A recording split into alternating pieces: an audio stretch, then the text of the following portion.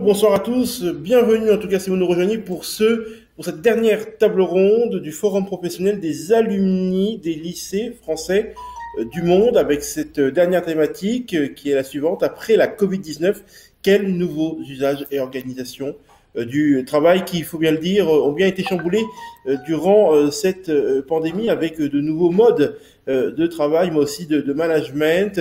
Et justement, avec nous, on a des spécialistes pour en parler. On a Alexis Bourg, directeur associé au Boston Consulting Globe à Johannesburg, en Afrique du Sud, spécialiste des sujets de transformation, redressement et restructuration des entreprises. Alexis Bourg est titulaire d'un MBA de l'INSEAD et diplômé de la Cage Business School. Il est également ancien élève du lycée français Saint-Exupéry de Brazzaville en République du Congo. Et on a Guillermo Blanco, ancien élève consultant en management spécialiste de la transformation digitale avec Shift Technology, diplômé de la Pontificia Universidad Javeriana de Bogota en ingénierie électrique et avec plus de 20 ans d'expérience. Guillermo Blanco est manager au sein de la section des livraisons internationales de la startup Shift Technology. Il a également créé BH Business et Media qui vise à améliorer le travail au sein de l'entreprise à travers des stratégies qui permettent de concilier culture d'entreprise et transformation digitale. Il est également certifié PMP, Project Management Professionnel. Bonjour Rodi, bonjour à tout le monde. J'espère que vous allez tous très bien. Et Marina Niforos, enseignante à HEC Paris, consultante en stratégie de management. Marina Niforos est professeure affiliée à HEC Paris, Future of Work, administratrice expérimentée et conseillère en stratégie auprès des comités exécutifs. Elle accompagne des entreprises et des organisations intergouvernementales sur les questions de technologie disruptive, politique, réglementaire et la transformation numérique. Économie des informations, elle a été chargée de mission pour la Société financière internationale, Organisation de la Banque mondiale, axée sur l'essor du secteur privé dans les pays émergents. Marina Niforos est également l'auteur principal de leur rapport Blockchain, opportunités pour les entreprises privées en pays émergents 2018 et 2020. Et en février 2018, elle a été nommée experte auprès de l'Observatoire de la blockchain de l'Union européenne. Et enfin, nous avons Marion Toison-Flichy, directrice du pôle conseil en environnement de travail chez Harworth, fabricant de mobilier de bureau. Elle est spécialisée dans l'aménagement et la création d'environnements ergonomiques. Avec la crise sanitaire, elle s'intéresse à l'évolution des espaces de travail, évolution des espaces de coworking, évolution des modes hybrides de travail entre distanciel et présentiel et bureaux nomades. Bonjour Marion. Bonjour Rudy, bonjour à tous. Marina, vous êtes enseignante à HEC, consultante en stratégie et en stratégie de management aujourd'hui. Est-ce que déjà il y aura un après-Covid? Est-ce que vous pensez que ce qui a été expérimenté pendant le Covid va perdurer dans le management? Ou est-ce qu'on va revenir au monde d'avant? Il y a effectivement un effet avant Covid et après Covid, mais je pense aussi qu'il y avait des forces, des changements qui étaient là bien avant et qui mettaient déjà la pression sur la façon d'organiser l'activité économique et aussi le monde du travail autour de cela. Mais que la pandémie a eu un effet, je dirais, catalysateur. Qu'est-ce que je veux dire par ça? On entend depuis un bon moment sur la pression de la quatrième révolution industrielle et tout ce que ça implique avec un rythme très accéléré de développement économique qui pousse un peu la réingénierie dans tous les systèmes économiques et les modèles du business. Par conséquent, ça a aussi un impact fort sur l'organisation de travail, la manière qu'on dessine même les organisations et les structures internes et effectivement aussi comment on gère les talents qui accompagnent nos stratégies de business. Les trois forces que moi je voyais même avant les Covid, c'était justement ces développements technologiques, soit-il l'intelligence artificielle ou la blockchain ou les technologies d'objets connectés, etc., est en train de vivre une espèce de convergence et ça accélère les demandes de faire des choses beaucoup plus vite et adaptées avec un autre skill set de ce qu'on avait avant. Après, il y a une transition aussi démographique. Il y a la rentrée dans la force du travail des nouvelles générations qui ont d'autres demandes, qui cherchent d'autres choses et des valeurs dans le milieu du travail. Et troisième, on a aussi la globalisation, le fait qu'on peut puiser dans un vivier mondial, mais aussi être en concurrence en même temps avec d'autres pour le même talent. Et donc, tout ça, c'était là bien en avant. Mais je pense que la pandémie nous a forcé de voir des choses et nous a mis de facto dans un mode de complète organisation du travail par le digital parce qu'on n'avait pas d'autre choix. Donc maintenant, le télétravail, c'est pas une option, c'est le seul mode de fonctionnement. Et je pense que ça a poussé beaucoup les pensées dans les entreprises à voir qu'est-ce qu'on fait avant. Parce que je pense pas qu'on va revenir à ce qui était, pour répondre à ta question, Eddie, c'est ce qui était avant. On va voir une organisation très différente. Merci beaucoup. Et je vais directement donner la parole à celles et ceux qui sont aussi dans les circuits économiques, à savoir les startups, mais aussi dans les aménagements d'espace. On va certainement donner la parole à justement Guillermo Blanco. Vous êtes aujourd'hui un start-upper. Aujourd'hui, est-il nécessaire, quand on fait de la technologie, d'intégrer la notion de travail à distance? Est-ce que c'est quelque chose qui va... est-ce que finalement c'est une opportunité pour une start-up comme la vôtre de pouvoir intégrer cela, notamment en vue de faire baisser par exemple les charges et les coûts? Et est-ce que quelque part, c'est pas aussi un problème dans le management des équipes? Parce que pour motiver une personne qui est loin de soi, c'est pas toujours évident. En principe, il y a... avec Marina, je suis d'accord sur le fait qu'aujourd'hui, je pense qu'il faut prendre deux contextes différents. Celui qui appartient un peu à ce monde de travail dans lequel je suis. Et puis il y a d'autres entreprises, organisations qui ne peuvent pas, malheureusement, de par leur travail, bénéficier de ce travail à distance. Je pense aux restaurateurs, je pense peut-être aux gens qui doivent se présenter tous les jours à leur travail, puisque un accès à distance n'est pas possible. Donc en mettant de côté et d'ailleurs ils doivent également se transformer vu que ce Covid les affecte directement, mais ça va être une autre façon de travailler. En ce qui concerne les entreprises où la possibilité de travailler à distance se présente,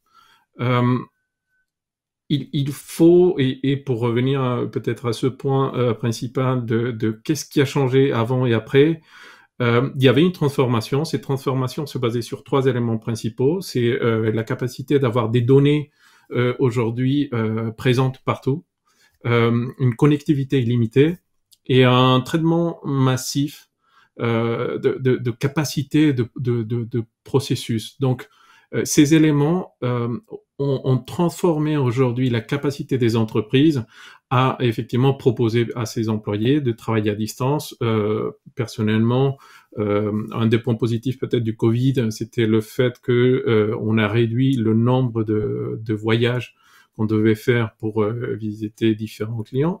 C'est maintenant quelque chose qui est rentré dans une normalité Covid présente aujourd'hui depuis maintenant plus d'1 an. Est-ce que les charges de travail, les charges associées à ce travail-là vont baisser? Oui et non, puisque je considère qu'aujourd'hui on est en phase de transition. C'est-à-dire qu'on a quand même des charges qui sont là, des charges par exemple physiques pour les locaux, parce qu'on peut pas aujourd'hui décider tout d'un coup qu'on arrête de payer des loyers, qu'on arrête et on transforme tout en pur digital. Donc, ce sont des éléments qu'il faut repenser. Je pense que peut-être Marion pourra en parler mieux que moi par rapport à ça. Mais en termes de technologie, il est vrai qu'aujourd'hui, on a une ouverture sur des options et des possibilités qu'on n'avait pas avant. Maintenant, il faut que la culture suive. Il faut que ce management et qui est culturel aussi, parce que ça dépend aussi du pays. C'est pas tout à fait la même chose quand on parle de la manière de gérer le Covid en France, comme ça peut être aux États-Unis, par exemple. Donc, cette culture doit aussi se transformer. Et on est aujourd'hui, on le voit, je pense, en phase de transformation. Donc oui, il y a des impacts positifs, il y a des impacts négatifs. Attention tout de même à identifier des secteurs dans lesquels c'est possible et des secteurs dans lesquels c'est pas possible. Il faudra quand même penser à leur transformation digitale. Et justement, vous venez de l'indiquer même dans votre intervention, il y a des professions qui le peuvent et des professions qui ne le peuvent pas. Aujourd'hui, on va s'intéresser aussi aux professions qui ne le peuvent pas, avec Marion Toison-Flichy, directrice du pôle conseil en environnement de travail pour Haworth. Marion, très simple, est-ce qu'aujourd'hui, il y a plusieurs politiques? Alors vous serez là pour réaménager, apprendre à réaménager les espaces de travail à ces bâtiments. Est-ce que vous craignez pas quelque part que les télétravailleurs soient plus dans une autre concurrence, puisqu'on sait très bien, par exemple, qu'il y a une industrie, par exemple, du tourisme, du télétravail qui se met en place. Est-ce que pour vous, la réussite de ce secteur-là peut influer également sur la vôtre, puisque vous allez devoir complètement repenser l'espace de travail? Ou est-ce que les gens reviendront à leur travail comme avant et finalement, quelqu'un parlera plus de modulation de l'espace de travail? Pour rebondir sur ce que disait Guillermo, on n'a pas une solution valable pour l'ensemble des entreprises. Tous les clients que je rencontre, ils ont tous des problématiques différentes. On peut se poser la question de la disparition du bureau. C'était très présent au début du confinement. Maintenant, on commence à avoir les effets à long terme de ce que donne un télétravail massif 5 jours sur 5 et le délitement qu'il occasionne dans les cultures d'entreprise, dans la motivation, dans la capacité à innover, puisqu'on n'a plus ces rencontres fortuites, on n'a plus ce lien social qui s'établit beaucoup plus facilement quand on est en présence. Cela dit, il est quand même possible de travailler de partout. Donc, ça va être une question de curseur. Globalement, alors il y a beaucoup d'entreprises qui lancent des enquêtes auprès de leurs employés, etc., pour voir comment se projeter. Les employés se projettent en moyenne entre 2 à 3 jours de télétravail par semaine. Et ce qu'on remarque, c'est que plus ils ont un environnement de travail satisfaisant, un peu idéal, vous savez, il y a parfois des entreprises qui ont des locaux vraiment hors du commun, plus les employés sont dans ce type de locaux, plus ils se voient retourner au travail. Donc, alors que plus les locaux sont médiocres, plus ils vont se projeter vers 1 à 2 jours de travail au bureau. Tout ça veut dire que, c'est marrant, vous parliez de compétition par rapport au tourisme du télétravail. Effectivement, en fait, c'est la qualité de l'expérience des employés, des salariés ou non salariés, puisqu'on va voir que effectivement le travail se modifie tellement que même le salariat peut changer. Mais en tout cas, ça va être la qualité de l'expérience qu'ils ont qui va les guider. Ce qui pose pour les dirigeants d'entreprise une question importante qui est la cohésion de leur collectif. Une entreprise, à l'origine, c'était des gens qui se mettent ensemble pour pouvoir atteindre un but, produire quelque chose, etc.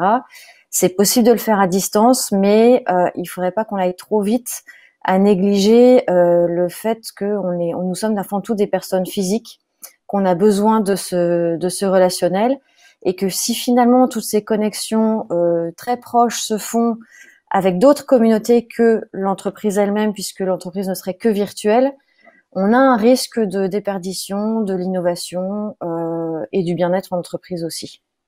Marina, le future of work, en vérité, il va falloir, si on reprend les propos de Marion Toison Flichy, il va falloir mettre en valeur l'aspect on est content d'être ensemble dans l'entreprise, plus qu'être dans l'entreprise en fait, pour pouvoir repenser les rapports humains et expliquer que plus le lieu est agréable, plus on va être créatif et que donc plus on va créer de la rentabilité pour l'entreprise grâce au lien social. C'est ça le nouveau modèle, c'est maintenant c'est le bureau, venez parce que on va passer un bon moment ensemble. C'est ça qu'on aura comme idée de développement.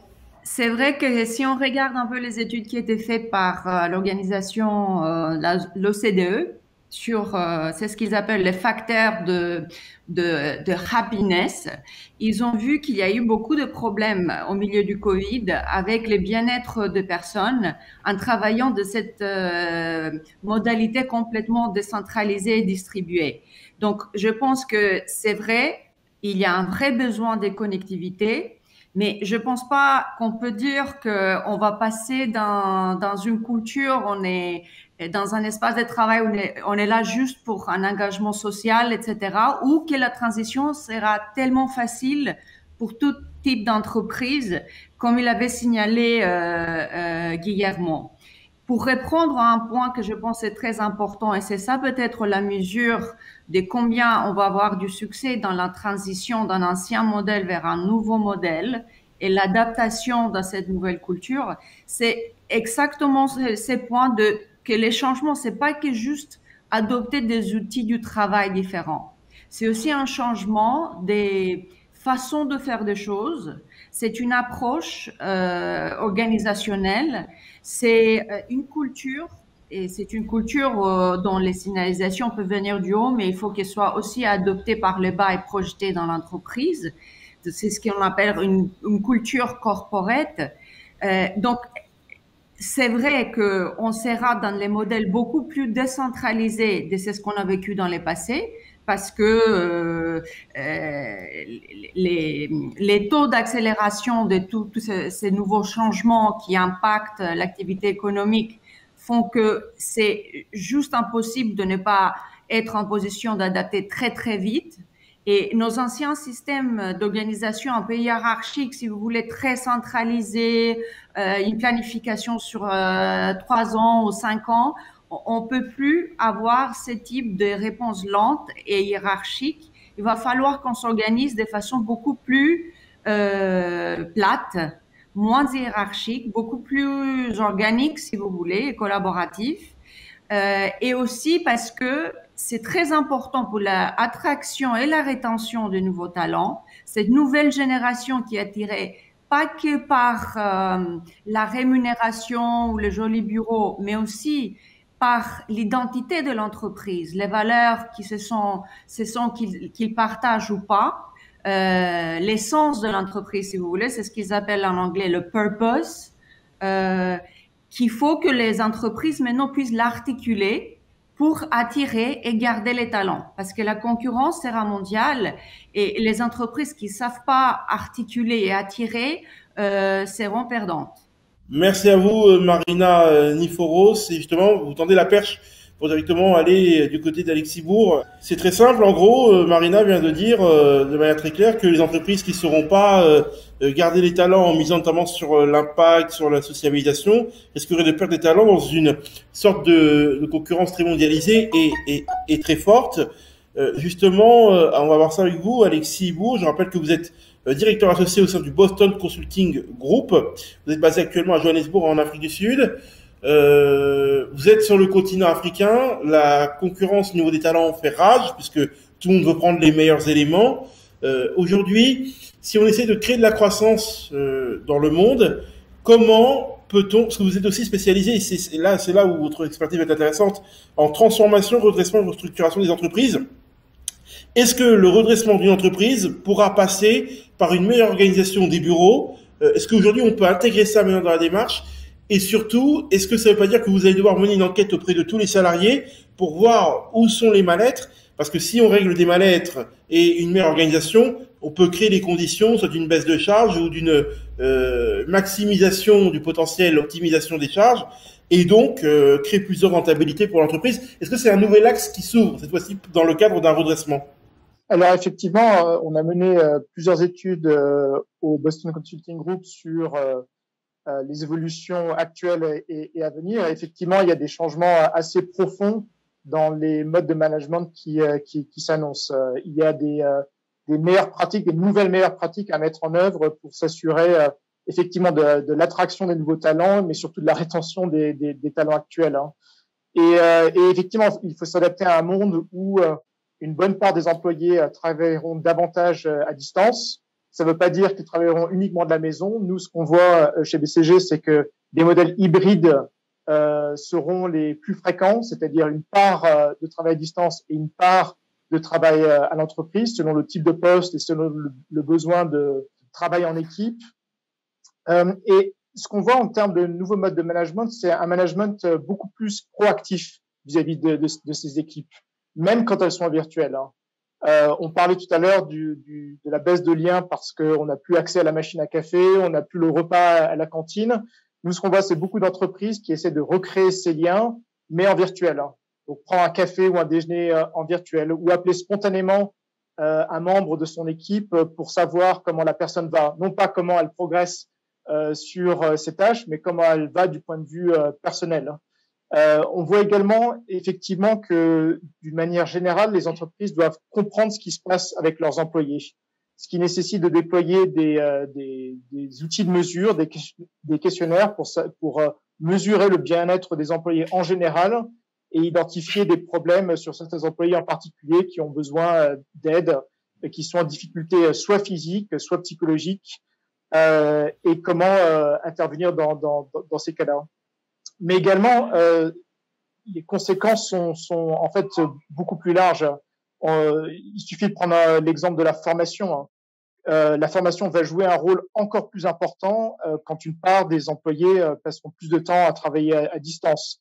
Parce qu'il va falloir s'assurer que la productivité à distance soit optimisée selon le type de tâche. Et aussi, notamment pour les nouveaux arrivants dans l'entreprise, il va falloir les intégrer à l'entreprise alors qu'ils passeront toute ou une partie de leur temps à travailler à distance. Il y a des employés aujourd'hui dans les entreprises qui ont rejoint ces entreprises il y a 1 an et qui n'ont jamais mis les pieds au bureau physique de ces entreprises. Et s'assurer de l'affiliation de ces employés devient un challenge très important pour les entreprises. Et effectivement, d'un côté, il y a une part de productivité, mais de l'autre côté, la connexion entre employés est un levier de productivité. Et il faut pouvoir s'assurer des deux. Merci Alexis Bourg. Juste une dernière question. C'est vrai que quand on parle de redressement d'entreprise, on parle souvent de ressources financières, on parle très peu de management aujourd'hui. Maintenant, est-ce que c'est le management qui va rattraper l'étude financière aussi de l'entreprise? Parce que l'entreprise qui va mal, on sait que c'est une entreprise qui ne gagne pas autant d'argent qu'elle le devrait. Est-ce que ça maintenant, c'est quelque chose que vous allez incorporer dans votre étude pour essayer de voir que telle personne n'est pas autant productive qu'elle le devrait? Parce que justement, elles ne sont pas considérées ou à l'aise dans son travail. Et alors, ça peut être un élément qui peut être mieux optimisé. Est-ce que ça, maintenant, ça va rentrer? Oui, alors, pour qu'une entreprise soit performante, il y a des indicateurs de performance économique. Mais une entreprise ne peut pas être performante sans une affiliation importante de ses employés, sans que les employés comprennent ce qu'ils doivent faire, sachent quelles sont les tâches à effectuer et comment les effectuer, et de manière très importante aussi, et une aspiration, une partage de la vision de l'entreprise et travail de concert pour s'assurer que cette vision de l'entreprise s'accomplisse. Donc effectivement, les deux aspects sont extrêmement importants. D'un côté, des mesures de performance financière, économique, de productivité, et de l'autre côté, le bien-être des employés qui doit être assuré pour s'assurer de la performance générale de l'entreprise. Comment mesurer le bien-être en entreprise pour les gens qui vont devoir travailler en présentiel ou en distanciel? Ça aussi, c'est une très bonne question. Je vais laisser parler les entrepreneurs sur cette thématique. On va peut-être faire un tour par Marion Toison-Flichy, puisque vous êtes aussi directrice de pôle conseil en environnement. Est-ce qu'on a concrètement aujourd'hui des outils pour le mesurer? Ce côté, on est content d'être à distance, c'est pas si grave parce que on est plus productif, ou alors on a besoin de l'humain, ou est-ce que c'est l'instinct et le flair de l'entrepreneur qui va primer là-dessus, puisque tous les outils de mesure ne sont pas forcément toujours très fiables? Oui, alors il y a des outils de mesure du bien-être. Maintenant, c'est encore des solutions qui balbutient. Si on se projette dans plusieurs années, ou imaginons que ça soit pas un problème pour les gens de fournir toutes leurs données, que via nos smartphones ou tout ce qui aura été inventé depuis, on puisse mesurer des données de santé, des données aussi de santé mentale autant que morale, etc. Oui, on pourra le faire. Aujourd'hui, ça reste encore limité à des petites applis où on va pouvoir appuyer sur un bouton. Aujourd'hui, ça va pas bien, etc. Bon, ce qui est un peu limité. Mais voilà, comme toute innovation démarre par l'exploration, allons-y. Maintenant, c'est pas que la mesure.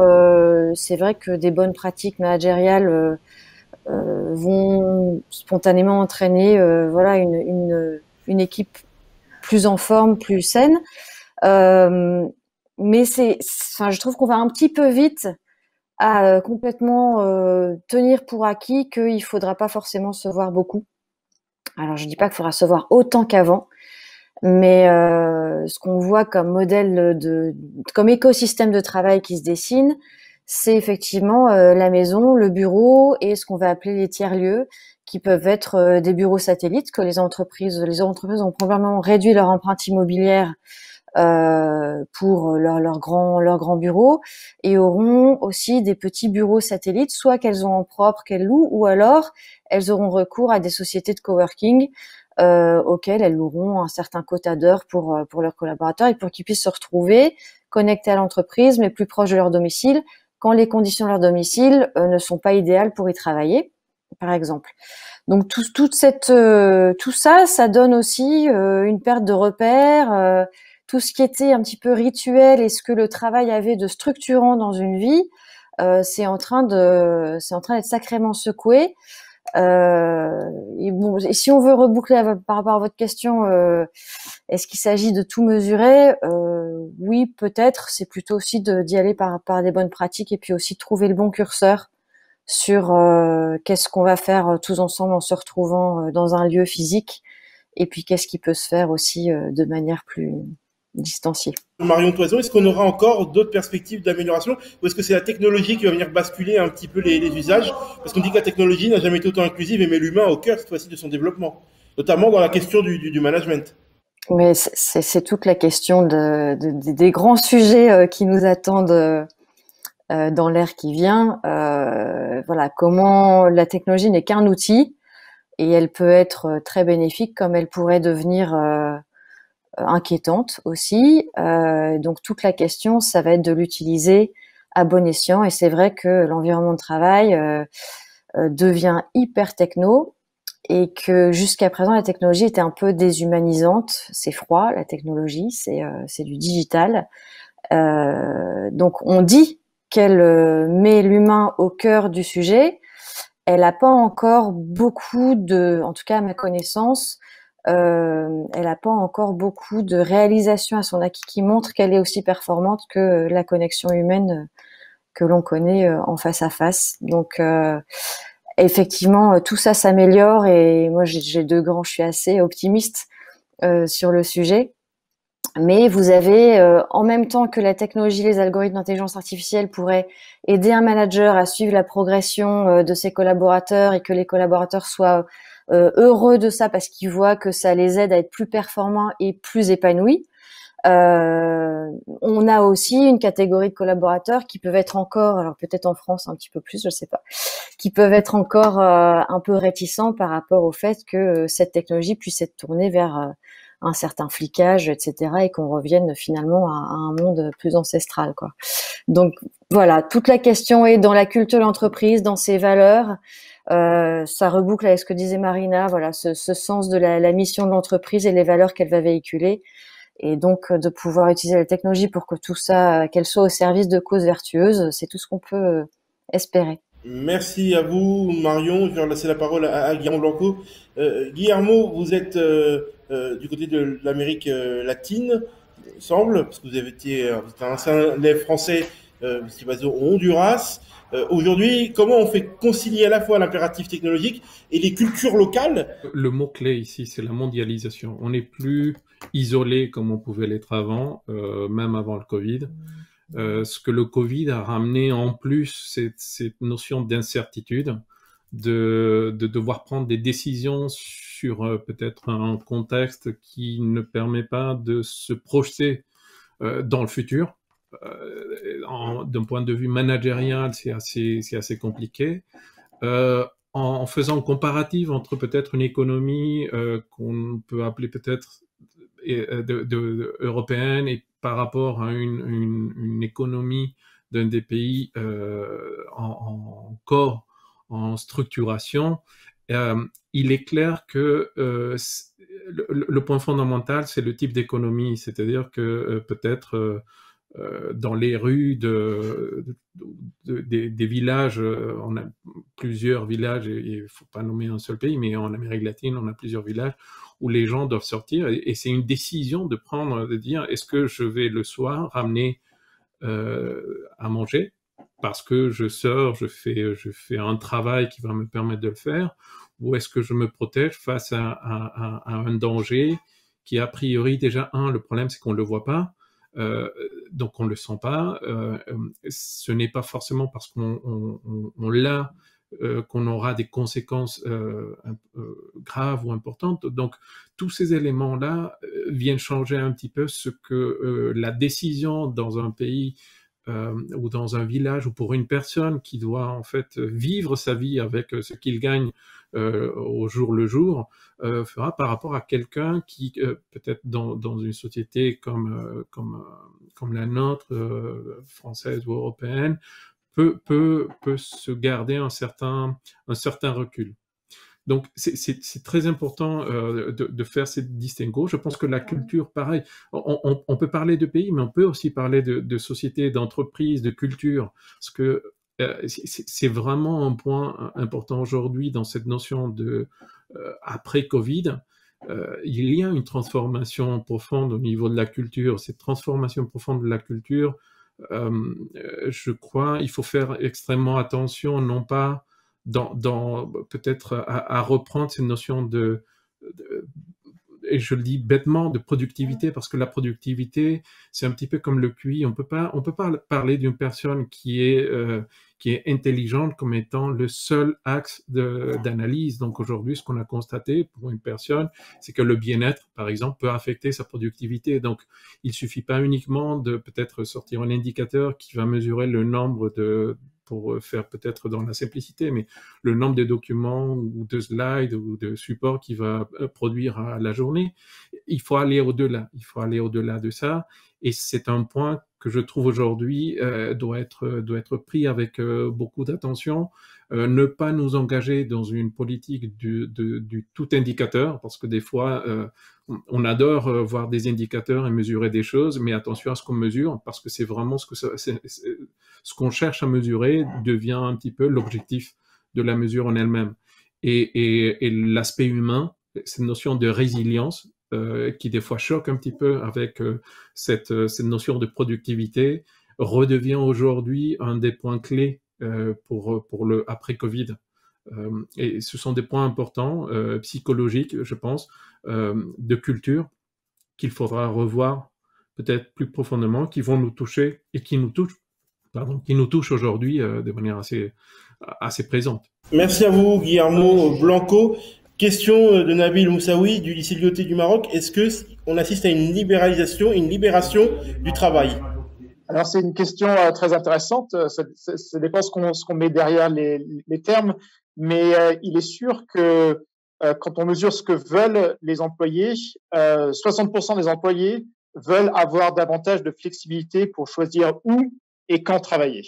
Du côté des employeurs, ils se disent que dans le futur, 40% de leur force de travail environ travailleront d'une manière ou d'une autre à distance dans le futur. Donc, si on entend libération du travail, un peu plus de flexibilité sur là où on va travailler et quand on peut travailler, ça sera pour le coup en partie vrai. Évidemment, ça dépendra du type d'emploi, on l'a dit tout à l'heure, notamment Guillermo. Ça dépendra du niveau de collaboration qui est nécessaire à ce type d'emploi. Est-ce que c'est un emploi qui nécessite beaucoup de création, beaucoup de collaboration ou qui peut se faire seul? Est-ce que c'est une tâche plus ou moins complexe? Mais d'une manière générale, nous, ce que l'on anticipe, c'est que des modes de travail hybrides soient bien davantage la norme dans le futur. Donc, peu de personnes encore, je pense, travailleront à temps complet, à distance, quand et où elles le veulent, mais il y aura davantage de flexibilité. Une part plus importante du travail sera faite à domicile ou plus proche du domicile des personnes en question. Alors, la suite de la question de Nabil, c'était est-ce que c'est pas aussi un moyen de contrôler la productivité dans l'entreprise? Peut-être question pour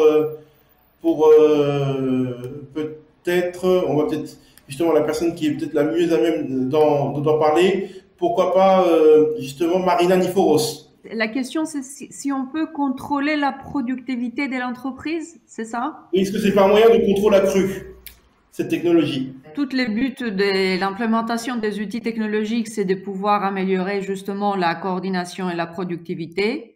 Ceci dit, je pense que au-delà de ça, on arrive à, si vous voulez, à des questions qui ne sont pas forcément binaires, parce que les mêmes outils qui peuvent améliorer la productivité mesurée par des KPIs financiers peuvent avoir aussi des effets négatifs si on pousse trop forcément, par exemple, dans l'espace privé des gens.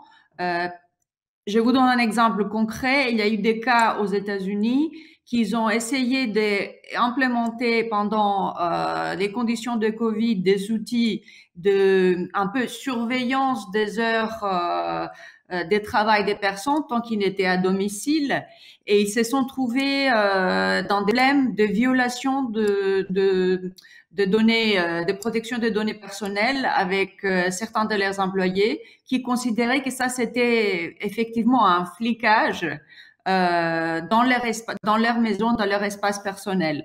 Donc oui, je pense qu'on va pouvoir, et c'est ça le but, essayer de déchiffrer dans chaque entreprise et chaque modèle économique qu'ils ont, comment on peut utiliser la technologie pour améliorer la productivité. Mais en même temps, je pense qu'il faut toujours garder, c'est ce qu'on avait déjà dit, c'est pas que la productivité financière brute et mécanique qui compte, c'est aussi le respect de l'individu. Et je trouve qu'après Covid, les gens, ils ont beaucoup plus sensibles sur ces questions-là. Plus on pousse dans les modalités de travail où il manque justement cette proximité et cette humanité qui est par la présence physique, plus ils sont sensibles sur les rajouts de plusieurs outils que parfois ils comprennent pas quelle pourrait être une mauvaise utilisation de cette même type d'outils. C'est pour ça qu'on voit une émergence d'un grand dialogue sur l'éthique. Comment on implémente par exemple des outils, la collection des données par l'intelligence artificielle, est-ce qu'elle est centrée sur l'individu, est-ce qu'elle est respectueuse, est-ce qu'elle est transparente, etc. Donc oui, productivité qui est mesurable, c'est possible par la technologie, mais il faut être vigilant aussi sur comment on l'applique et où est-ce qu'on s'arrête pour être aussi respectueux envers l'individu. Merci. On va trouver d'autres questions, notamment de Guillaume Perdomo, ancien du lycée français Pasteur de Bogota en Colombie. Question cette fois-ci pour Alexis Bourg. Comment repenser le rôle des managers dans ce contexte Covid? Tout d'abord, le travail à distance, ça marche ou ça a marché pendant un an, plus ou moins, avec des effets positifs et des effets négatifs. Du côté des managers, il y a eu des effets négatifs. Les managers sont assez fatigués dans l'ensemble de ce qu'on voit. Évidemment, tout le monde fait des calls sur Zoom, mais dans le cas des managers, leur agenda se remplit littéralement de calls back-to-back, les uns après les autres, toute la journée. Ce qui fait qu'ils ont moins de temps pour penser et effectuer des tâches à plus forte valeur ajoutée. Et le management à distance, eh bien, c'est plus compliqué que le management quand on a une personne plus proche de soi. Et les managers aussi ont une frustration parce que quand ils ne sont pas en Zoom avec leurs équipes, ils se demandent justement ce que les équipes font. Est-ce que mon membre d'équipe est en train de travailler à la tâche la plus importante, ou est-ce qu'il est sur YouTube ou ne serais-je quel réseau social. Donc l'environnement est difficile pour les managers. Et effectivement, il faut qu'ils repensent leur rôle et repensent à la manière dont ils peuvent soutenir et créer un cadre de travail pour leurs équipes. Et d'une part, c'est pas seulement leur responsabilité. Une des responsabilités, elle va au-delà des managers, elle va à l'entreprise qui doit s'assurer de fournir les bons outils pour s'assurer d'une bonne collaboration dans un contexte de travail à distance. C'est des outils tels que Slack, Trello, Zoom ou d'autres outils de travail à distance qui peuvent être plus ou moins efficaces selon le type de travail. Certaines entreprises remboursent des frais d'agencement ou de bureau à domicile ou contribuent pour une partie à une bonne connexion Internet. Et ça favorise le travail à distance et une bonne performance dans le travail à distance. Maintenant, le manager, de nouveau, doit pouvoir créer un lien avec son équipe. Et ça, c'est vraiment nouveau. Pouvoir créer un lien quand on est moins présent, ça nécessite de trouver des nouvelles façons de faire. Et je le disais tout à l'heure, ça peut être des réunions, des cafés virtuels ou des repas virtuels via Zoom. C'est tout simplement contacter certains membres de son équipe pour savoir comment ils vont. Pas comment progresse le travail, mais comment ils vont d'un point de vue personnel. comprendre s'il y a un moyen de pouvoir les aider, comprendre leur contexte. Et tout ça, c'est très nouveau pour les managers et ça rend la tâche plus ardue. Merci Alexis Bourg. Et puis une dernière question, celle de Mohamed Kasraoui, ancien du lycée franco-libanais de Verdun. De nouveaux outils digitaux ont émergé dans le monde de l'entreprise. Au-delà des opportunités, ne voyez-vous pas des risques grandissants, dépendance, déconnexion, fracture numérique? Question pour Guillermo Blanco. Effectivement, c'est un très bon point. Faut déjà définir ce que c'est la fracture numérique. Et ça revient peut-être un peu à ce sujet qu'on a traité depuis le début. Quel est le point d'application de cette capacité peut-être d'utiliser la technologie pour répondre à une contrainte du Covid? Je vais reprendre juste avant de reprendre le point sur la rupture numérique, le point juste précédent, parce que il y a un lien. Il y a un lien aujourd'hui dans le fait que le management est face à un challenge, c'est-à-dire que on est face à une transformation de la manière de voir le travail. On ne peut plus parler d'une notion de productivité parce qu'on voit une personne qui arrive très tôt le matin au boulot et puis qui part très tard. Cette notion de manager par le temps passé est révolue et c'est ce qui change. Donc on doit accepter ce changement. On doit être capable de s'adapter, et ça c'est peut-être le point le plus compliqué pour les managers, c'est que ce qui existait avant, cette notion de définir peut-être un document et de savoir que ça avançait parce qu'on avait la personne à côté qui travaillait, mais est-ce que ça veut dire que c'est productif?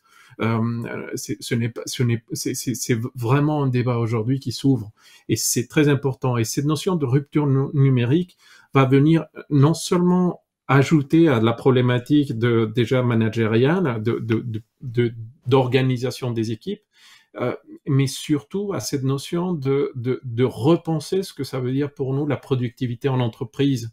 On a des études qui montrent aujourd'hui que plus de 90% des sociétés et des personnes qui travaillent aujourd'hui sont dans un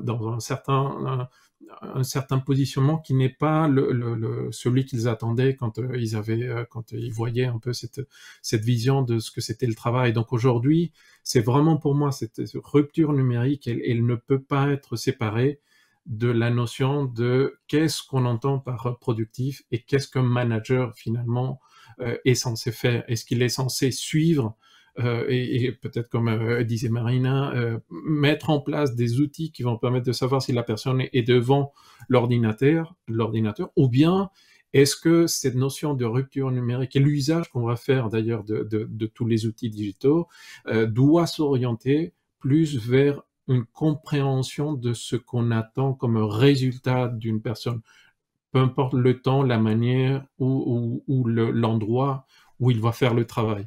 Je pense que ça, le débat aujourd'hui, après Covid, s'il doit garder quelque chose, on doit apprendre quelque chose de ce qui se passe, c'est de repenser la manière comment on manage et de repenser les objectifs qu'on se donne en entreprise pour que les employés trouvent cette flexibilité de choisir entre distanciel, présentiel, mixte, pour pouvoir toujours répondre à ce besoin qu'on a au niveau des entreprises, qui est de faire mieux, de faire bien, et puis de répondre surtout à une problématique de nos clients qui, finalement, c'est grâce à eux qu'on travaille et qu'on peut arriver à la fin du mois. Merci Guillermo Blanco, et c'est sur ce mot de la fin, justement, avec plein d'optimisme et qui ouvre la brèche sur d'autres débats, qu'on conclut ces tables rondes du Forum professionnel des alumni des lycées français du monde. Merci à tous, justement, d'avoir suivi ces tables rondes. Merci à Alexis Bourg. Je rappelle que vous êtes directeur associé au Boston Consulting Group. Merci Guillermo Blanco. Je rappelle que vous êtes un ancien élève et consultant en management spécialiste de la transformation digitale à Shift Technology. Merci à Marina Niforos, enseignante à HEC Paris, consultante en stratégie de management. Et merci également à Marion Toison-Flichy, directrice du pôle conseil en environnement de travail Harworth. Merci à tous de nous avoir suivis et à très bientôt.